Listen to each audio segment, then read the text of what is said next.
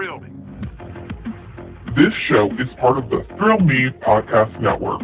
Experience more on Facebook and YouTube.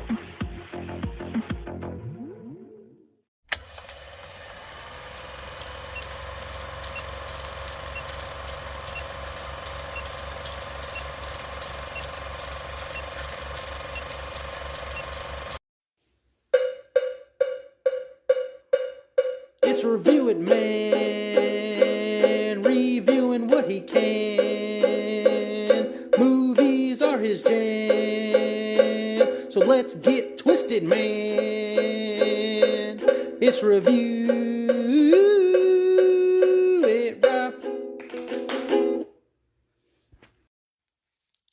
Hey yo, and welcome to a brand new episode of the Review It Rob Show. I am your host, Review It Rob, coming at you with another fun episode full of movie news, including DC and horror news. It's mandatory every episode, as well as some other bits of news around the movie realm. Also going to be reviewing Ant-Man and the Wasp Quantumania spoiler-free review. If you want to hear the spoiler-full review, check out Zach and I did a spoiler review on the Throw Me Podcast Network's YouTube. So if you've seen the movie, go over there. You can check us out doing that.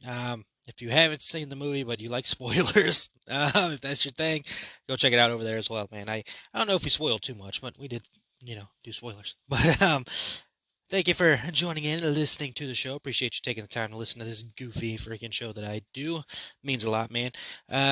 Last week celebrated a 3-year anniversary of this show. This week we are celebrating the big anniversary of the Throw Me Podcast Network as it turns 1, man. The 1-year anniversary is happening for the Throw Me Podcast Network this Friday, which will also be happening this Friday as I'll be defending my Throw Me Podcast Network championship, the first ever reigning defending champion of Throw Me Podcast Network, man. So come over to our YouTube. Check that out. We will be doing a show with all that fun stuff going on. Just so excited about the Throw Me Podcast Network. Very happy to be a year into this, and it just feels so good working with everybody here in the network and just all of us doing our thing and putting out our content and doing special shows together. Just been really awesome and been great to see how the network has grown throughout the year, and just can't wait to see for the things to come in the future. So yeah, again, follow us on YouTube. Hit that like, subscribe, get the notification bell ready to go because we'll be having a championship defense as well as some other fun stuff going on that episode this Friday, the 24th. We're also on Instagram and Facebook and all that good stuff, man. Throw Me Podcast Network. Check us out all over there. All kinds of shows, all kinds of podcasts, all kinds of fun. So, without further ado, let's go ahead and jump into our review portion of the show with Ant-Man and the Wasp Quantumania. The film is rated PG-13 for violence, action, and language. Captain America might not like that. Action-adventure film running in at 2 hours and 3 minutes long. It is only in theaters at the moment. Superhero partners Scott Lang and Hope Van Dyne return to continue their adventures as Ant-Man and the Wasp, together with Hope's parents Janet Van Dyne and Hank Pym, and Scott's daughter, Cassie Lang. The family finds themselves exploring the quantum realm, interacting with strange new creatures, and embarking on an adventure that will push them beyond the limits of what they thought possible. Rotten Tomatoes has it scored at a critic score of 47%. Wow. And the audience is at an 84%, while IMDb has it at a 6.6 out of 10. So, what were my thoughts? All right, and again, if you want to hear this is going to be a spoiler-free review. If you want to hear the spoiler review, check it out on the Throw Me Podcast Network. Zach and I did a video, man. It was awesome. It's always awesome getting together with Zach and talking movies because we're both movie nerds and we both respect each other's opinions on movies. And it's always fun to get together and talk movies with him because even if we don't agree on something, which 9 times out of 10 we pretty much agree on things, but if we don't agree on something, we're respectful to each other. We let each other voice our opinions. We don't call the other one trash or anything like that, like you hear on the internet, man. So it's always a good time doing movie stuff with Zach. So go check that out over there. We have that out there now. As for this review on this show, with me and Marvel movies, you know how I am. If you're new to the show, not a Marvel guy. If you're a regular listener to the show, hit the bingo card. I said it. But going into the movie, I did have a little bit more interest than probably anything that's released lately from Marvel because I knew this was the start of a new phase. Ant-Man 3 the easier title, or just Ant-Man Quantumania, or just Quantumania. We knew that this was the start of Phase 5. We're going to go into a new phase, and, say what you will about Phase 4. A lot of people were not fans of Phase 4, with a select few pieces that were actually kind of good. But for the most part, Phase 4 kind of stunk. And so now it feels good going into this new phase, especially knowing the areas they're going in, especially with their new big bad, their Thanos level threat with Kang. I'll give you my thoughts on Kang in a moment. So there was a little bit of excitement going into the movie, cautious excitement because again, I'm not the biggest fan of their style of film. But going in, there was enough positives for me to be interested again. Going back to Kang, love Paul Rudd. I think pretty much everybody in the world loves Paul Rudd. And the introduction of Catherine Newton to the franchise as Scott's daughter Cassie, I thought was interesting. Now we've had two actresses before her play Cassie. We've had the young girl, and then we had another actress play Cassie in Endgame when Ant-Man returns, when Scott Lang returns from being stuck in the quantum realm before. So this is our first introduction to Catherine Newton in the role as well. I'll get back to that.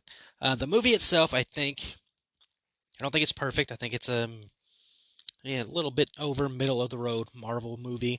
It's my favorite Ant-Man movie. I would say that confidently. I like the action of it. I like the comedy bits of it. I like the the the quantum realm of it all, because that was the thing when I first heard about this movie. It was like they're going to the quantum realm. We've only seen bits and pieces of the quantum realm before. They haven't spent an insane amount of time there. So that would be like the cool, new, interesting add to this franchise, which has kind of been building to, and that we needed to kind of get to because it's been mentioned enough and all that stuff. And we got the brief moments of it in Ant-Man and the Wasp. So now going into this movie, Quantumania, to spend more time in the quantum realm was important, and kind of gives us the idea of what it all looks like and what we can see and get the visuals of it. It feels like without spoiling anything, feels like kind of an underwaterish kind of world at points in times. Probably be the best way to describe it there, but the scale is much bigger here, as opposed to any of the other Ant-Man films. Because again, this is the building block. Before the Ant-Man movies, however you want to take it, were like little kind of movies you just threw in to a point in the timeline, because like, all right, we got to introduce this character for something else, so let's give him a movie and put it out there, kind of deal. At least that's how I see it. So this is the first time where Ant-Man is the central. I mean, Ant-Man was a big part of Endgame, but this is the first time Ant-Man is the big central point to starting the new phase, because this movie is very much the introduction of Kang. Now, of course, we saw a Kang in Loki, but this is a different version. Because remember, in Loki, he was, I think, called He Who Remains, which is another tie into Marvel just doing Harry Potter stuff. But I digress. That's what this main movie was. It was to show off the quantum realm and let's introduce Kang. So let's start there with Jonathan Majors' performance as Kang. I said performances because that's where we're, of course, leading in the future with Kang. But I think Jonathan Majors did a fantastic job. He is a very talented actor. He's going to have a great year between this movie and Creed 3 that's coming later this year, and whatever else he possibly has to work on. I know those two off the top of my head because I've seen them all over the place, and I've obviously already seen Ant-Man. But he's fantastic. Like, even before, like, he's at full strength in the movie, there's just this feeling to him when he's on screen where you just know that this guy is just got something to him, right? Just this menacing like feeling with him, the same way you would get with Thanos, right? But this one just feels a little bit, a little darker, Just think about that. Thanos wanted to wipe out the freaking half of the world, right? This feels worse, and it's all due to his performance. I think Jonathan Majors is fantastic. I think this introduction of Kang in this movie did exactly what it needed to do. It showed you what kind of power this version of Kang can have, and there's all kinds of, remember, there's multiple variants of Kang that's coming. There's a whole Avengers Kang Dynasty thing that we're all leading up to here. So it's the introduction, just what Kang can do, right? Because we've seen a little bit of it in Loki. Now we're seeing much more here in Ant-Man Quantumania, and it's a very good setup. And of course, I'm trying not to spoil anything, so can't go too far in there. Go over my head 3 times and not spoil anything, but Jonathan Majors, fantastic.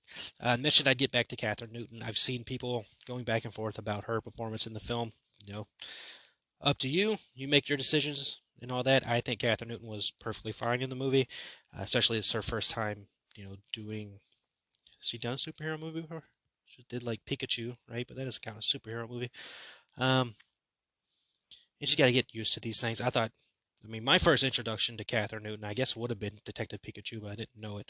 But it was Freaky. Love her in Freaky. She was fantastic in Freaky, and from ever seeing her since that movie, I'm always like, oh, she's awesome. I can't wait to see what else she's got to do. And she's in another show that I need to check out. I think it's called The Society. But her coming into this movie, I was like, okay, cool. That's interesting. Let's see how that works out. And I think she's fine. I think she plays very well off of Paul Rudd. I think those two have a very good, father-daughter connection in the movie, and I think they work very well, especially at the times where he's teaching her things to do with, like Ant-Man stuff and all that. Like he's helping her out and all that stuff. The dynamic of all of them together for the first time, because remember in the other movies they haven't all really been together. The first movie was, Scott learning the powers, and he was working with Hank and why am I forgetting her name? Hope. That was the first movie, and then in the second movie, of course, they're working more together. Scott and Hope and Hank and all that stuff, and they're saving Janet.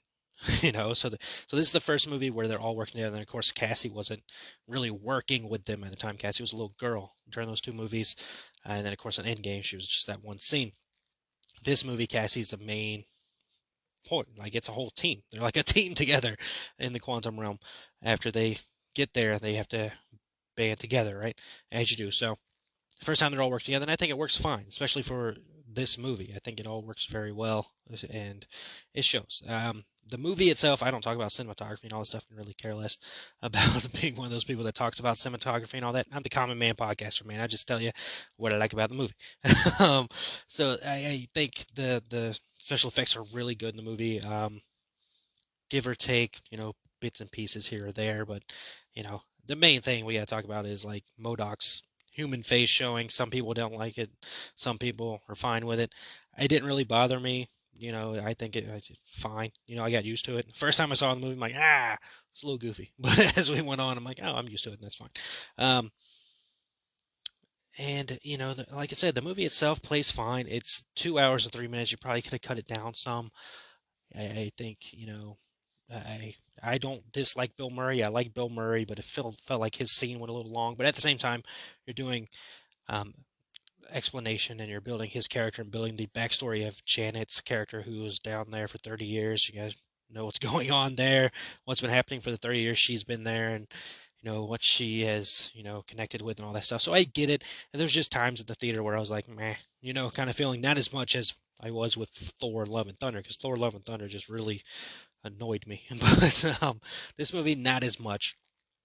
And I did enjoy the movie. Like I don't get this hate that the movie's getting, because I think it was the perfectly fine setup to the new phase that they're going. I think the movie is entertaining enough. It plays well on the big screen with all the vibrantness of the quantum realm and all that stuff.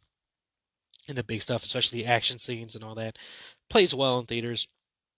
So yeah, I don't understand the hate it's getting, especially a 47% from Rotten Tomatoes critic score. I mean, that's tying it with Eternals as the worst MCU movie.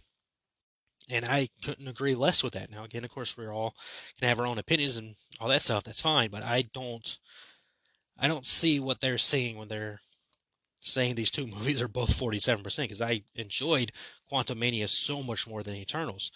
Um, just looking above it, Thor: Love and Thunder, I liked Quantumania more. Thor: The Dark World, I liked Quantumania more. The Incredible Hulk, we can maybe start talking there. but and going up. Yeah, we can start talking from there. But I liked it more than Black Widow. I'll tell you that much. So there's definitely Marvel movies that I don't like more than Quantumania, and I'm not going to run through this whole list because there's 31 movies now.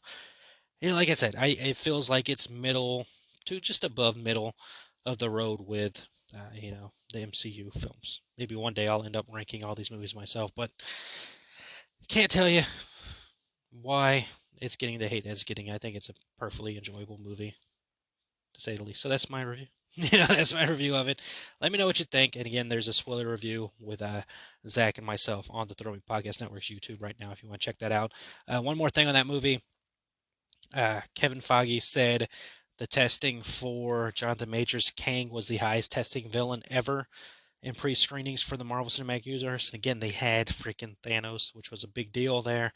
So, I mean, that just lets you know how great of a job Jonathan Majors does. Jonathan Majors is the focal point of the movie for sure. He's the big thing coming out of this movie. There's 2 credit scenes, and I can tell you what they are. You may already know what they are. Again, you want to know those? This is a spoiler episode. Anything else I need to touch on here? Nope. All right, let's go. Up next, let's jump into the movie news, and of course, mandatory DC talk time. First thing, and a lot of the DC stuff circles around James Gunn at the moment, as James Gunn is the focus of the DC studios, and he's been answering questions as usual on social media. So one of the first questions that came up was the potential Man of Steel sequel turned into Superman Legacy, or was Superman Legacy always a separate project? To which James Gunn stated Superman Legacy was always its own separate project, rather than a retool of the Man of Steel sequel. When asked if Superman Legacy was there before he and Peter Safran came in, Gunn said it was. I was hired to write Superman Legacy 6 months ago. So there you go. Superman Legacy was already in the books. The Rock is the one that got Henry Cavill in the Black Adam cameo. There is never any, and from what it seems, there's never anything else going to happen with Henry Cavill's Superman in DC.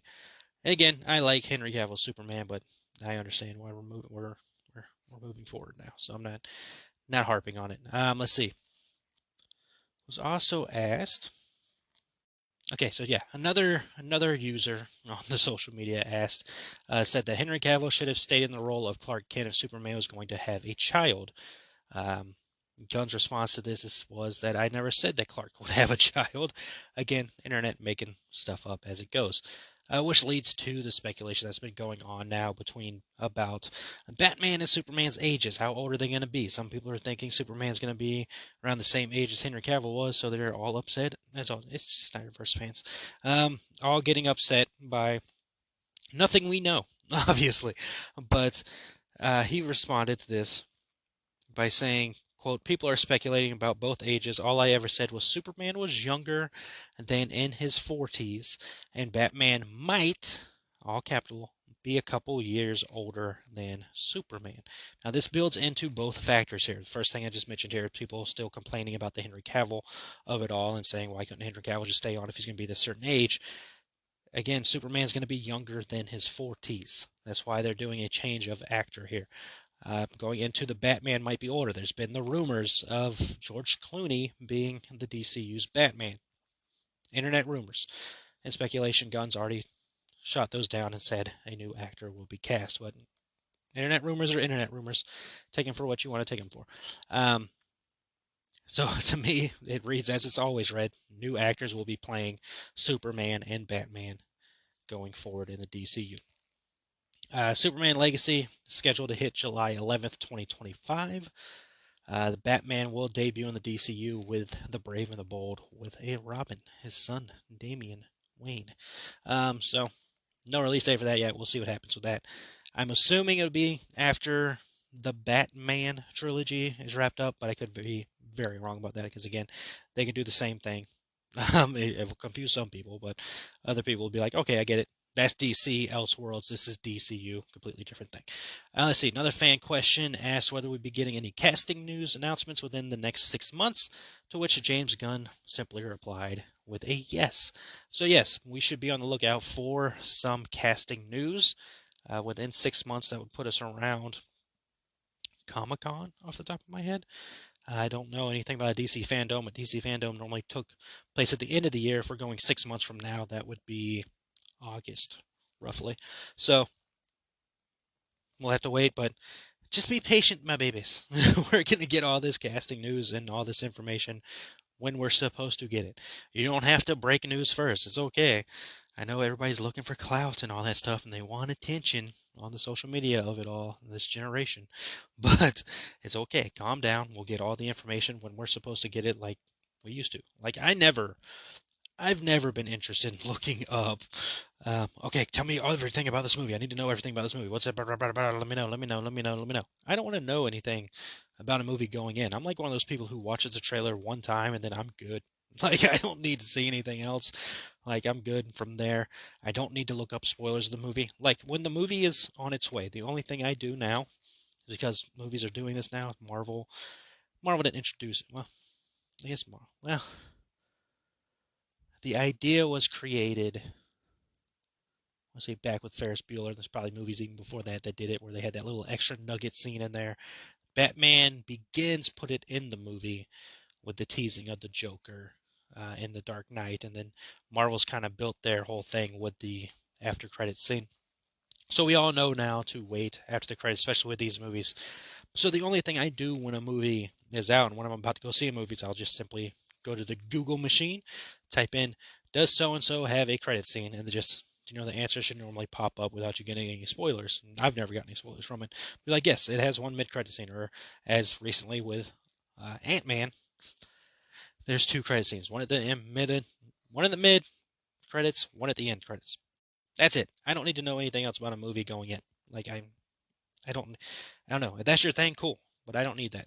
So, and I don't get that whole thing of I need to know everything that's going on. Like people who are looking up behind the scenes photos and all that stuff. I don't need that. I don't want that. I don't need it. That's me. So there you go. I can perfectly wait. Same thing going on with Halloween Horror Nights right now. There's speculation maps out here by people who have insider info, but they're acting like a speculation. I don't want to see that map because it's already been proven that the stuff you're putting on that map is not speculation. Maybe in the early stages you throw some random stuff in there just to throw it all off, but us in the know. So I don't look at that map because I want to be surprised. Like there's no better feeling. I was telling this to my brother the other day when he was asking me about the spec map. Like I didn't look at it, and I love that feeling during HHN season of opening up Twitter or Instagram or Facebook and seeing that Halloween Horror Nights Orlando has posted something, and then just that excitement that builds up. You're like, oh, what is it? And sometimes it's just them goofing around, but other times when it's an announcement, you scroll there and you see so and so has been announced. You see the video package there, and it's just like this extra excitement that just builds up inside of me, and I love that feeling, and I don't like that feeling being taken away from me, and that's what those maps do for me. So if you're into that stuff, cool. Like, I don't care. It doesn't bother me that you enjoy it, but I don't want to see it, if that makes sense. All right, let's see. Other DC stuff, Jason Momoa has shown love for Ezra Miller. Um, it's a news for me because, I'm an Ezra Miller fan, and I'm happy to see somebody in the DC universe showing some love for Ezra. I mean, James Gunn and Peter Safran have been, you know, showing positive signs about Ezra's treatment and getting better with the mental health and all that, which is the most important thing. But this is the first time I've seen an actor in the DCU say anything about Ezra. And Jason just said he loves Ezra, and that's enough for me, man. I love that.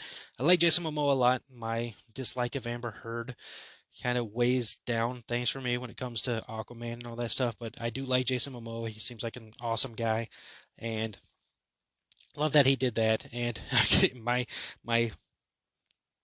fan of Jason Momoa of it all is I don't like the Fast and Furious movies, but when I saw the trailer for Fast and Furious and saw him in it, I'm like, oh, I want to see this movie now. Like it's the first time I think I've ever been interested in seeing a Fast and the Furious movie since the first Fast and the Furious movie, because I was like, oh, Jason Momoa's in, he's freaking awesome. I want to see that. I want to see what happens there. Of course, and then of course they showed other stuff in the trailer. I'm like, this is fucking stupid, but like Jason Momoa's in it, so I'll check it out. Let's keep on the Jason Momoa. This will be the last thing I talk DC wise here. Aquaman 2 is not testing well. And it's not necessarily just because of Amber Heard being in it, because apparently she's not in the movie that much. Which I'm going to come back to that because that's a nugget I want to touch on there. But apparently it is being called boring, not as good as the first movie, and potentially one of the worst DCEU movies. Now, take that for how you want to take it. I haven't seen the movie, so I can't talk to you about it. But DCEU movies, I mean, I've enjoyed all of them. I don't know if there's one I haven't really enjoyed. But obviously, we can all rank stuff, even the stuff we love, and this being potentially the worst is not a good sign.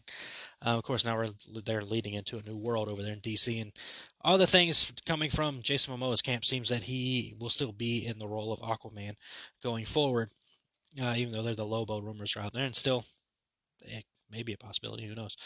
But it's interesting to see that movie's not testing well. Now let's get back to the Amber Heard part here. Tess Screening is saying she's not in the movie that much, which sparked my ears a little bit because Amber Heard is in a ton of the first Aquaman movie, and that's why I didn't want to see this one because I don't like her. Um, not a fan of her. Like so much so, Catherine Newton looks a lot like Amber Heard, and I'm almost like, like I'm like, that's not fair to Catherine Newton. Let's not do that. But she looks so much like Amber Heard, it's insane. Um, so I'm now wondering if I should see the movie, especially if she's not in it that much. That makes me think that because the movie has gone through reshoots, right? So yeah, I just googled it real quick, and again, this is the internet. Take it for what you will, but apparently it did have some reshoots. So yeah, from what I was reading, it's pretty definite that it went through some reshoots, which makes me wonder if a lot of that was cutting her out of the film, which makes me happy. So, am I seeing this movie now?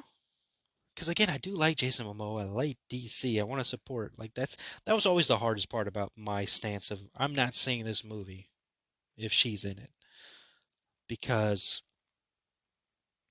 I don't like her, But I like Jason Momoa, and it's a DC film, and I want to support DC. And now hearing that she's not in it, maybe I'm back on. Maybe I can see it now. I'm gonna have to think about this more because it's kind of off the top of my head right now. But maybe I will end up seeing this movie. Especially if she's not in it that much. Like that was my whole stance with Zack Snyder's Justice League. Like there's no way I wasn't gonna see that, and I know that vast majority of that stuff was already shot. The only new stuff was like the nightmare sequence, or yeah, the ending sequence. I don't think it's called the nightmare sequence, but I mean it's kind of referred to as the nightmare scene, so we'll go with that. So yeah, Zack Snyder's Justice League. That was like the only new stuff I think was shot with her, and again, it was very little. So maybe I'm back on board with seeing Aquaman 2 now, especially if her character gets killed off. Because, anyways, all right, that's enough. That's the DC portion of the show. Let's go ahead and move into. I don't even know what that accent was. If you haven't noticed, the Let's Get Twisted thing. That's me. I twist around and make random effects and tones and all that stuff and voices because I'm wacky. But anyways, let's jump into the horror realm. Well, the first thing to talk about here is Evil Dead Rise has its runtime. We know the runtime for Evil Dead Rise, and is it Rises or is it Evil Dead Rise? No, it's Rise. Why did I think it was Rises? Did that change? Maybe it just sounds better as Evil Dead Rises instead of Evil Dead Rise. I don't know. Nonetheless, it has its runtime, which will be 1 hour 32 minutes, so that's 92 minutes, beating 2013's Evil Dead, as it was at 91 minutes. When this movie is now the longest in the franchise by 1 minute. I liked 2013's Evil Dead a lot. Other than that, I haven't seen all the other Evil Dead films. I am interested in this movie. It does look really cool from the trailer I've seen. I've watched the original movie, goofy as all get out. But I get it. There's a time, and I get what they're going for. So we'll see. I haven't seen the other stuff, but I did. I have PlayStation Plus. I'm a PlayStation Plus subscriber, and I did download Evil Dead game. The Evil Dead game. I want to say Evil Dead Rise again. I don't know what I'm talking about. I don't know what's going on right now. It's just Evil Dead game, right? Evil Dead the game. Yes. Okay, so I downloaded that because that was free for PlayStation Plus subscribers. I do have that download, and I'm more than sure and positive we've talked about it. Zach and I have talked about playing the game, and I'm sure we will stream that if we are playing it. that I'm not positive about if we're going to stream or not, but I'm sure we probably would. So I do have that downloaded, and that's probably the only way I would play it is just to play it with friends because I did not enjoy the Friday the 13th game because I sucked so bad at it. Should have played it with friends. And I still have that option. It's available on the PlayStation catalog, so we'll see what happens there. But Evil Dead video game play streaming could be coming to the Podcast Network soon. Evil Dead Rise hitting theaters April 21st. So that's going to be in theaters April 21st. So get ready for that because that should be a gory good time. Let's see. Warner Brothers has inked a multi-year deal with producer M. Night Shyamalan. There you go. His career has spanned 4 decades of films, and this director is the only one with the rare distinction. I'm not going to say only one because I don't know if that's 100% sure, but he does have the rare distinction of having a film open at number 1 in each of those 4 decades. Most recently, his film Knock at the Cabin, which I still have not seen, I need to check out, debuted at number 1 at the box office. I think this is a good move, no matter how you feel about M. Night Shyamalan. That's a big deal right there that he's had a film open at number 1 at least once throughout the last 4 decades. So good for him. Like it again, some of those movies are hit and miss with M. Night Shyamalan. I haven't seen all of them. Of course, obviously, I See Dead People was a big one. I know that's not the name of the movie, but that's what I'm saying. Sixth Sense. And that was a big one.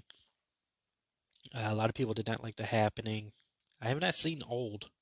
I don't remember people liking it too much, but that's what you're gonna get with M. Night Shyamalan. He did Glass, right? Did I see Glass? I feel like I saw part of Glass, and I just didn't fully finish it. So yeah, he did Glass. I saw Split. I liked Split. I liked Unbreakable. Lady in the Water. I don't think I've seen that. The Visit. The Visit wasn't bad. Signs. So yeah, The Village. So yeah, I mean M. Night Shyamalan's got some decent flicks, man. So good on Warner Brothers for locking him up or doing a deal with him, man. Multi-year deal for the next couple years. Good on him. Looks like he's already got a movie for 2024 called Trap with Warner Brothers on the way. Trying to see if there's any other information. No. February 2023, it was revealed Shyamalan's next film titled Trap would be released in theaters on August 2nd, 2024 by Warner Brothers. No information there, but I'll have the information for you later, my babies. Alright. So yeah, again, depends on how you feel about M. Night Shyamalan, but got enough decent movies there to make it work. Alright, let's see. Up next, included this because I love the idea of this.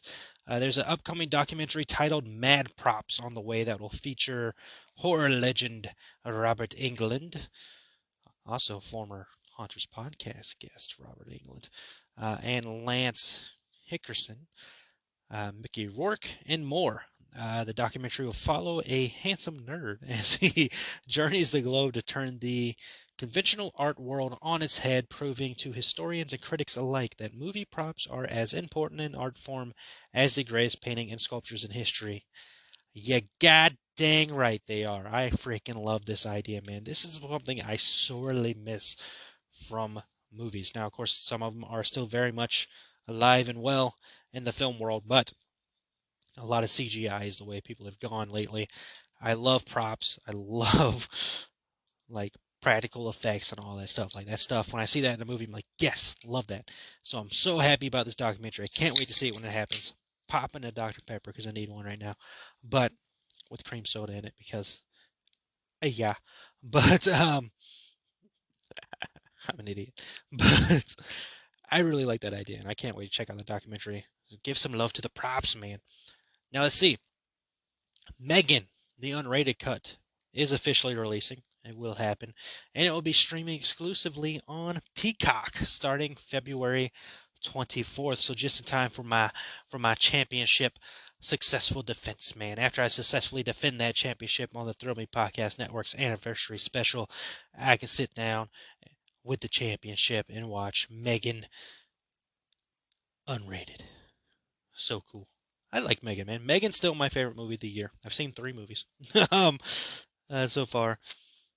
It's been Megan, Sick, and Ant-Man, and Megan is still my favorite movie of the year. Did I like Sick more than Ant-Man?